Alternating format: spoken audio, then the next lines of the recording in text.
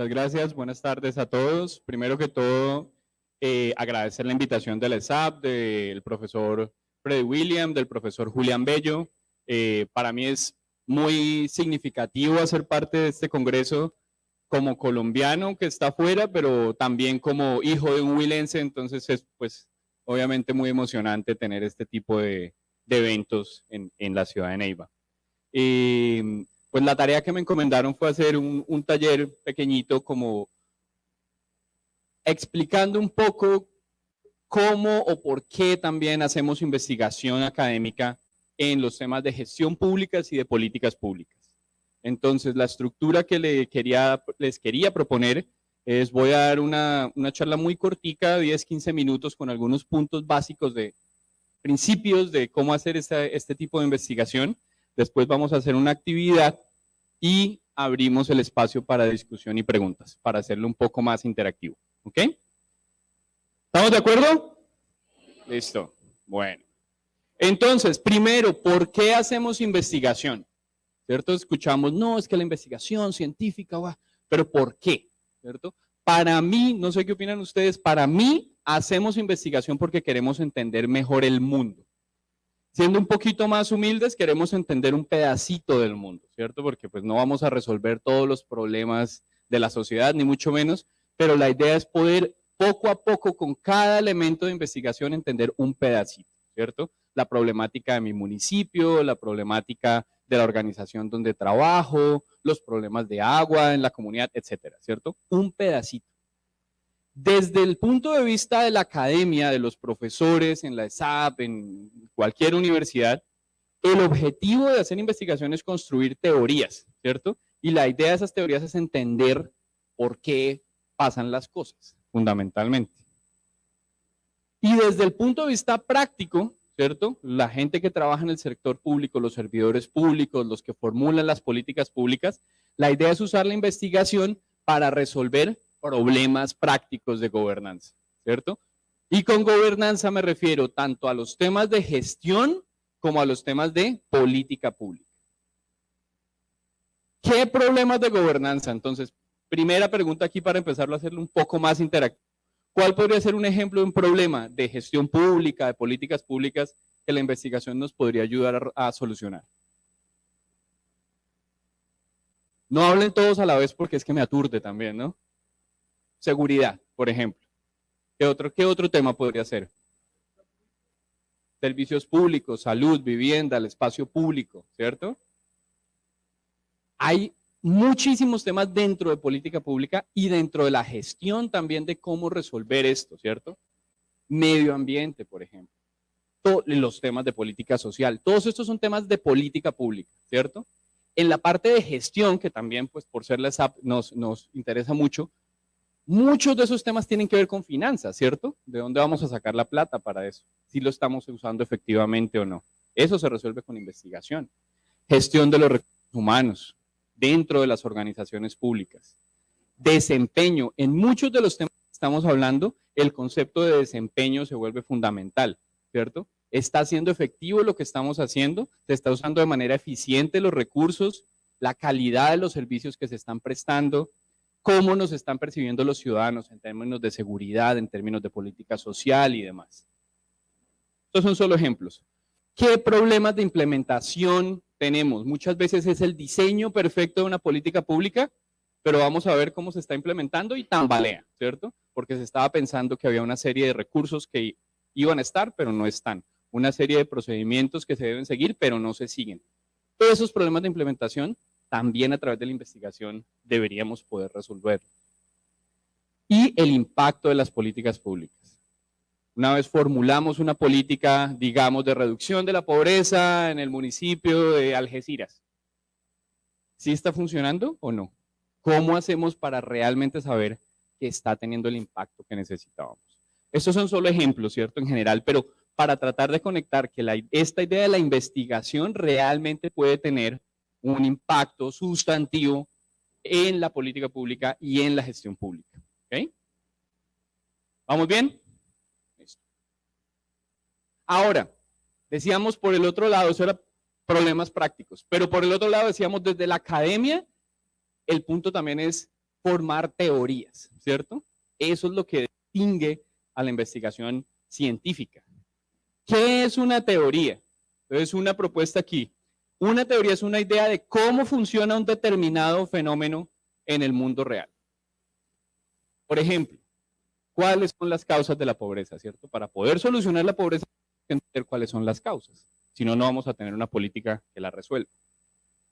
Las teorías intentan explicar por qué ocurre un fenómeno, proponen causas para esos fenómenos que queremos entender. Entonces, muchos de ustedes que son estudiantes de administración pública, que están en semilleros de investigación, que les interesa la investigación, siempre tengan en la cabeza que lo que queremos es poder conectar el fenómeno que nos interesa con una posible causa. Ahí es donde está la clave. Tercer punto, el objetivo de las teorías en la investigación es predecir probablemente cómo van a pasar las cosas, pero no es determinístico. ¿Qué quiere decir determinístico? No es que a rajatabla, porque la teoría es cierta, entonces siempre va a pasar, no, porque hay muchas causas, hay mucha variación, pero nos permite empezar a tener una buena idea de cómo conectar, exacto, ¿cierto? Cómo conectar algunas de las variables, pero es que no las podemos controlar todas, pero nos empieza a dar una idea de cómo mejorar el entendimiento que tenemos de esos problemas. ¿Vamos bien? ¿Cómo funciona una teoría? Las teorías explican esa variación que hay en los casos y a través del tiempo, ¿sí? Si no tenemos variación en el fenómeno que queremos estudiar, no puede haber teorías. Y si no hay una teoría, no hay investigación, no hay ciencia. Entonces, cuando nos proponemos hacer de pronto una pregunta de investigación, siempre tenemos que considerar que haya una variación en el fenómeno que queremos explicar, porque si no, ¿cómo comparamos? ¿Sí? Si aquí ocurre y aquí no ocurre, ahí podemos empezar a pensar cuál es la diferencia, por qué está sucediendo de manera diferente. Si no tenemos esa variación, pues no hay mucho, se vuelve aburrido, ¿no? También. Otra cosa, las teorías conducen a hipótesis, ¿cierto?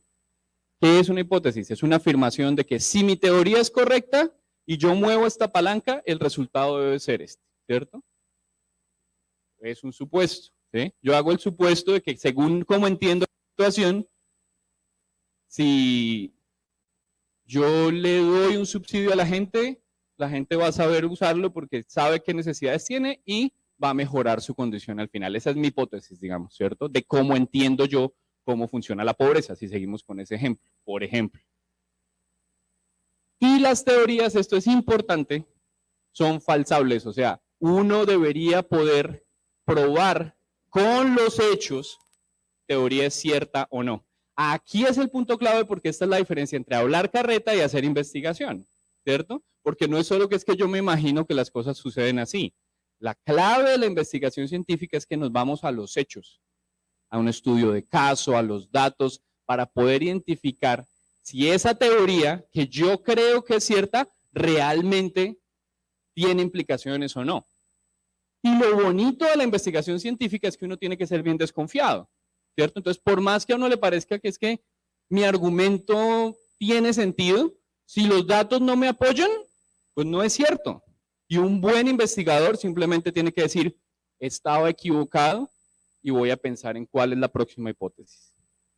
Porque es que ahí es donde viene uno de los problemas, sobre todo en usar investigación en nuestra área, en el sector público. Y es que hay gente que se aferra a cómo cree que ve las cosas, aun cuando la evidencia le está mostrando que la hipótesis no es cierta, ¿cierto? Entonces, ustedes seguramente han escuchado el tema de hacer política pública basado en evidencia, ¿cierto? Ese basado en evidencia precisamente es esta evidencia. Hay una hipótesis basada en una teoría de cómo creo que funcionan las cosas, pero si mis datos no soportan esa hipótesis, no hay evidencia. Y entonces ahí es donde un profesional en el sector público que sepa de investigación tiene que asumir, ¿cierto?, la realidad. No es como yo creo que el mundo es como los datos me están diciendo que las cosas funcionan o no funcionan. ¿Ok? Vamos. Hay otro elemento muy importante aquí relacionado con este y es la diferencia que tenemos entre lo positivo y lo normativo. Lo positivo no es ser optimista. Lo positivo en investigación es cómo son las cosas. Cuando hacemos investigación académica, lo que queremos entender es cómo es la realidad, cómo es el fenómeno de la pobreza, cómo son las dinámicas para motivar a los empleados públicos, cómo son los problemas ambientales, cómo son, no cómo deberían ser. Es una diferencia entre lo que yo quisiera que fueran las cosas y cómo son realmente. Y eso es fundamental. Si vamos a hacer algún tipo de investigación académica, tenemos que agarrarnos de cómo es la realidad, no como yo quisiera que sea. Yo tenía un profesor en la universidad, yo preguntaba alguna cosa y yo no decía, pues, profe, yo creo, y le decía, no, esto no es una clase de religión, yo no quiero que me diga sus creencias. Más o menos lo mismo, ¿no? Entonces le exageraba, pero aquí no es lo que yo creo que debería pasar, es nuevamente, objetivamente, qué es lo que yo encuentro cuando observo esa realidad. Pero aquí hay una cosa importante, nuevamente, sobre todo para hacer este tipo de investigaciones en gestión pública y en políticas públicas. Las teorías, todo nuestro proceso de investigación tiene que ser positivo, ¿cierto? O sea, cómo son las cosas, pero a partir de esos resultados es que podemos proponer cómo deberían ser, ¿cierto? Si nosotros creemos que la pobreza es un problema y la gente no debería ser pobre, eso es normativo, hay gente que cree, pero bueno, la mayoría creo que estamos de acuerdo, pero es normativo. Pero lo importante no es creer que la pobreza está mal, lo importante es entender por qué hay pobreza para poder solucionar el problema. Lo mismo con los temas de seguridad, los temas ambientales, cualquiera que sea la situación específica de asuntos públicos a la cual nos estamos refiriendo. Entonces, podemos hacer recomendaciones que sí son normativas, qué deberíamos hacer para resolver el problema, pero basados en la investigación objetiva. ¿Cómo es el problema? ¿Vamos bien? Ahora, no hay una sola forma de hacer investigación, ¿cierto? Hay principios y esos principios sí se deben mantener. Yo propondría que hay dos principios fundamentales. Por un lado, el método científico. Hay mucha gente que describe el método científico de diferentes formas, pero básicamente lo que estamos hablando es que si uno va a hacer investigación académica, tiene que estar basado en la realidad, ¿cierto? Y una observación sistemática y lógica de esa realidad, ¿cierto? Yo aplico los mismos métodos, el mismo rigor para observar, para poder identificar cuáles son las causas de las diferencias que yo estoy viendo en el fenómeno que nos concierne. Y el segundo principio, que es muy importante sobre todo en nuestra área, es el tema de los principios éticos de investigación. ¿Sí? En nuestro caso, cuando vamos a hacer investigación, muchas veces tenemos una interacción directa con la gente, con las personas. Y en muchos casos va a ser población en estados de vulnerabilidad. Entonces se vuelve fundamental que cuando se haga investigación académica con comunidades, haya un estándar ético alto. Y ese estándar ético alto se refiere al respeto por las personas, a no hacerles daño durante la investigación y por el contrario, a tratar de lograr que las personas se beneficien del resultado de la investigación. Eso parece lógico, pero es que hasta hace 30, 40 años, en muchos campos de la ciencia, se aprovechaban de las personas vulnerables, ¿no? Sobre todo, por ejemplo, en las investigaciones médicas.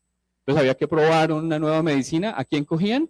A los más pobres, a las minorías raciales, a las minorías étnicas, a los que estaban en la cárcel. Eso no se puede, ¿cierto? Y de cierta manera eso también pasaba en investigación en nuestras áreas, en las ciencias sociales, en la gestión pública, y es, yo no puedo, es de cierta manera inmoral ir a investigar un problema en una comunidad marginada, quitarles el tiempo, ponerlos en riesgo y decir chao, ¿no? Hay que pensar de una manera más integral cómo voy a hacer yo para compensar esa contribución que las personas me están dando, si voy a entrevistarlas, si voy a hacerles una encuesta y darles la información completa de qué es lo que estoy pretendiendo hacer cuando voy a indagar sobre sus problemas.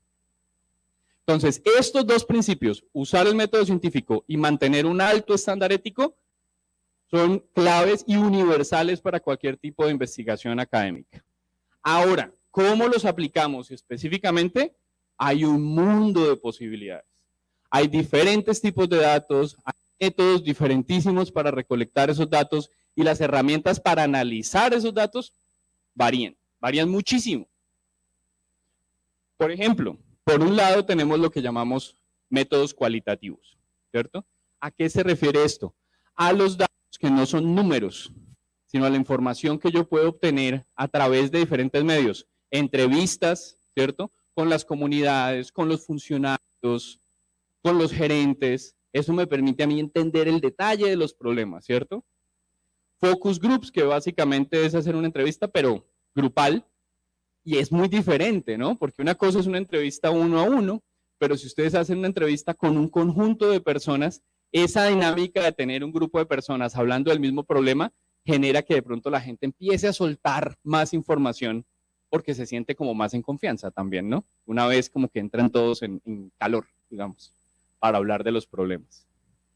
Observación directa, observación participante, entonces muchas veces esa observación ¿a qué se refiere? Si hay un problema, el problema, digamos, de investigación tiene que ver con la situación de una comunidad y cómo interactúa con la policía en una comunidad rural, pues el investigador puede optar por irse allá directamente a ver cómo es la situación, ¿cierto? Directamente entender cómo son los procesos. Todo esto es información valiosa, todo esto son datos, no son bases de datos, pero son datos. Todas estas historias, todas estas narraciones son valiosísimas para poder hacer investigación.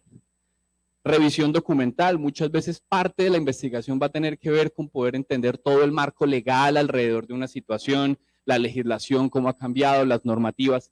Todo esto son diferentes fuentes para el análisis de los datos desde un punto de vista cualitativo. Ahora, bueno, ¿hasta ahí vamos bien? Listo. Por el otro lado tenemos métodos cuantitativos.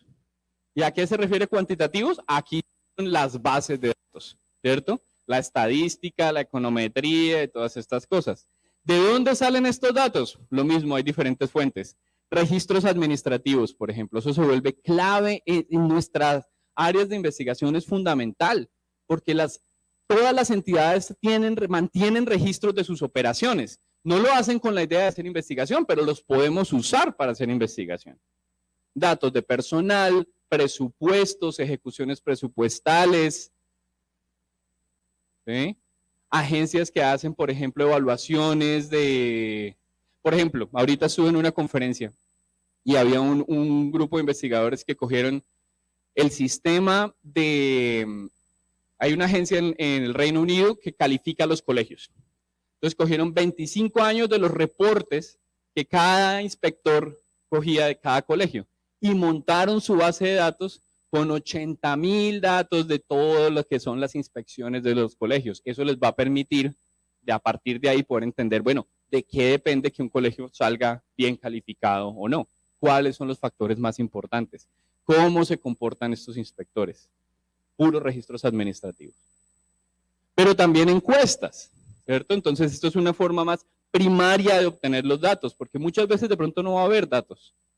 Pero entonces, el aplicar directamente una encuesta a una comunidad, a los usuarios de un servicio, a los empleados de una organización, dependiendo de la pregunta de investigación que tengamos, esa puede ser la forma de obtener los datos que necesitamos.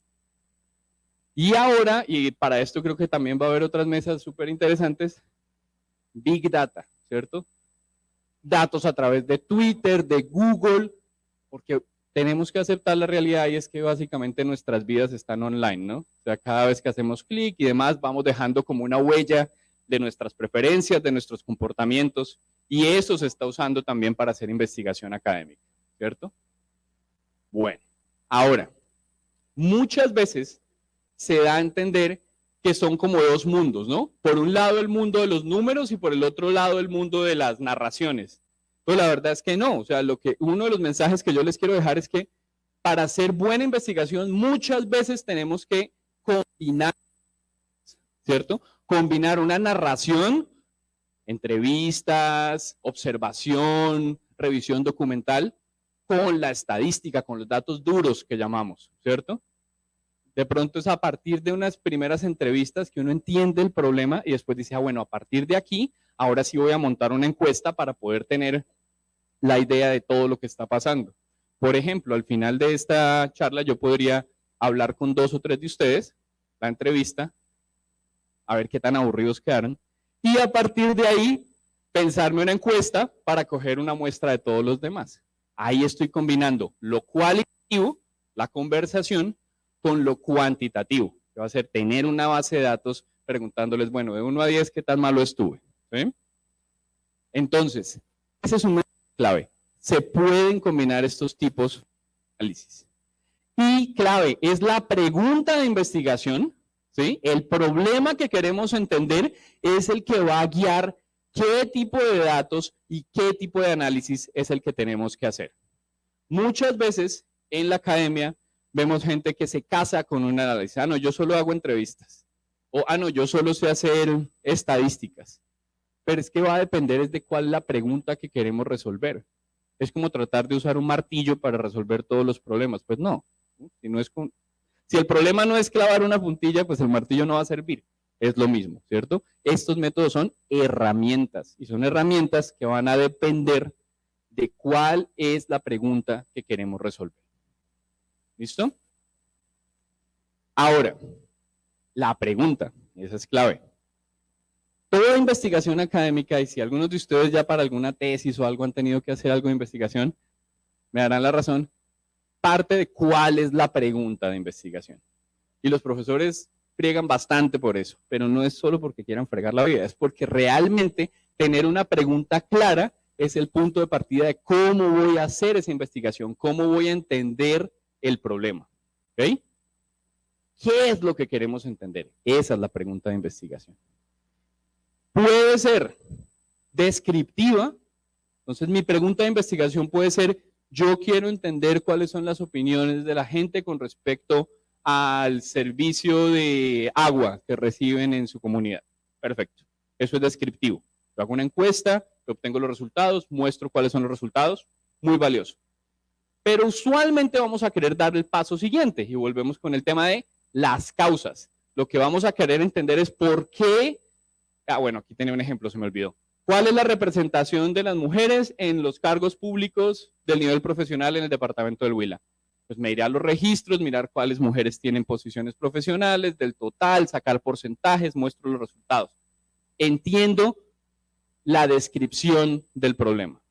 Pero usualmente vamos a querer dar un paso más. ¿Por qué ocurre? ¿Cierto? ¿Cómo conectamos esa realidad con algo más? Entonces, por ejemplo, en este caso podría ser, ¿cuál es el efecto de tener más mujeres en esos cargos públicos sobre el servicio que se presta? ¿Sí? ¿Tiene cierto efecto en general o en atender a las mujeres o no? Ahí ya estamos dando un paso más allá para entender la realidad, conectando las causas con los efectos. ¿Ok? ¿Vamos bien? Listo. Ahora, ya voy a acabar. Cuando hacemos esas preguntas causales, entender la causa y el efecto, tenemos que tener claro estas dos palabritas, variables independientes y variables dependientes. Por ejemplo, digamos que este es un ejemplo muy también de nuestra área. ¿Cuál es el efecto de la capacitación en el desempeño de los funcionarios públicos? En teoría, sin datos, nuestra hipótesis sería, pues si se capacitan más, van a hacer una mejor labor, ¿cierto? Eso lo podemos graficar de esta manera. Capacitación lleva a desempeño, ¿cierto? Más capacitación, más desempeño. Es nuestra teoría. Esto lo estoy usando para ponerles el ejemplo de las variables y cómo las llamamos. La causa es lo que llamamos la variable independiente y que en matemáticas y demás siempre le decimos la X, ¿cierto? Esa es la causa, es la variable que usualmente podemos modificar para generar un impacto en algún efecto deseado. Y ese efecto deseado, que en este caso sería el desempeño, es lo que llamamos la variable dependiente, ¿cierto? movemos la independiente, por ejemplo, si esto es real, yo creo que sí, damos mayores horas de capacitación, hacemos este tipo de eventos para que eventualmente la variable dependiente, el efecto sea mayor, mejor desempeño de los funcionarios, por ejemplo. ¿Ok? Variable independiente impacta la variable dependiente. Entonces, cuando estamos empezando a pensar en un proyecto de investigación, la idea es poder llegar a una pregunta que conecte una variable independiente con una variable dependiente. No es solo decir, yo quiero resolver el problema de seguridad, sino que la pregunta tiene que ser más específica. ¿Será que el problema de seguridad está relacionado con la falta de alumbrado público, por ejemplo? Entonces ahí la causa, la X, sería el alumbrado público, y el efecto, la dependiente, la Y, sería la situación de seguridad. ¿Ok? Entonces, vamos a hacer lo siguiente. Somos un montón, pero tómense, si quieren, en parejas de a 3, un par de minutos para hacer lo siguiente. ¿Cuál sería una pregunta de investigación? ¿Sí? Que explore una causa en el área en la que ustedes están trabajando y piensen cuál sería la causa, la variable independiente, y cuál es el efecto, la variable dependiente. Y piensen cómo la podríamos resolver. Entrevistas, encuestas, registros. Démosle un par de minutos y socializamos un poquito. ¿Listo?